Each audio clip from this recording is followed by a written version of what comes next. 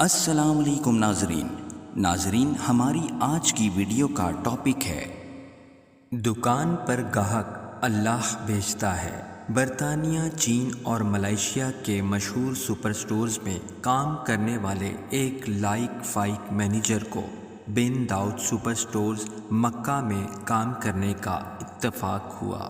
وہ برطانوی نژاد تھا اور بزنس مینجمنٹ کی کتابوں میں اس نے ہمیشہ اپنے مد مقابل منافس کمپیٹیٹر کو نیچے دکھا کر آگے بڑھنا ہی سیکھا تھا۔ مکہ مکرمہ میں کچھ عرصہ اس نے بطور ریجنل مینیجر کے اپنی خدمات سر انجام دیں۔ دریں اثنا اس نے دیکھا کہ ایک دوسرے نام کے سپر سٹور کی برانچ اس کے سٹور کے بالکل سامنے کھلنے کی تیاریاں کر رہی ہے۔ اس نے سوچا کہ یہ لوگ ادھر آ کر اس کی سیلز پر اثر انداز ہوں گے، لہٰذا اس نے فوراً بن داؤد سپر سٹورز کے مالکان کو ایک رپورٹ پیش کی جس میں اس نئے سپر سٹور کے متعلق کچھ معلومات، مشورے اور آئندہ کا لاہ عمل اختیار کرنے کی تجاویز دیں۔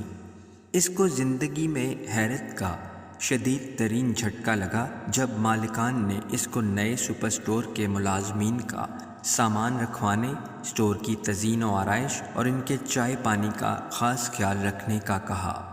اس کی حیرت کو ختم کرنے کے لیے بن داؤد سٹورز کے مالکان نے کہا کہ وہ اپنا رزق اپنے ساتھ لائیں گے اور ہمارا رزق ہمارے ساتھ ہوگا۔ اپنے لکھے گئے رزق میں ہم ایک ریال کا اضافہ نہیں کر سکتے اگر اللہ چاہے، اور نئے سٹور والوں کے رزق میں ہم ایک ریال کی کمی نہیں کر سکتے اگر اللہ چاہے۔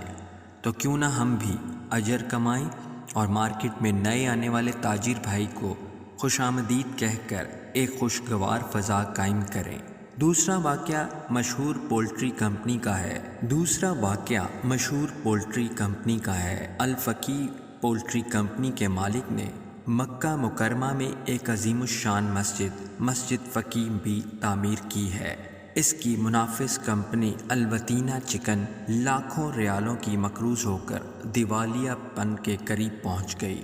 فقی کمپنی کے مالک نے جب یہ صورتحال دیکھی تو اپنی مخالف کمپنی کے مالک کو ایک خط بھیجا اور ساتھ ایک 10 لاکھ ریال سے زائد کا چیک بھیجا۔ اس خط میں لکھا تھا، میں دیکھ رہا ہوں کہ تم دیوالیہ پن کے قریب کھڑے ہو، میری طرف سے یہ رقم قبول کرو، اگر مزید رقم کی ضرورت ہے تو بتاؤ، پیسوں کی واپسی کی فکر مت کرنا، جب ہوئے لوٹا دینا۔ اب دیکھیے کہ عرب پتی شیخ الفقی کے پاس الوطینہ کمپنی خریدنے کا ایک نادر موقع تھا، لیکن اس نے اپنے سب سے بڑے مخالف کی مالی مدد کرنے کو ترجیح دی۔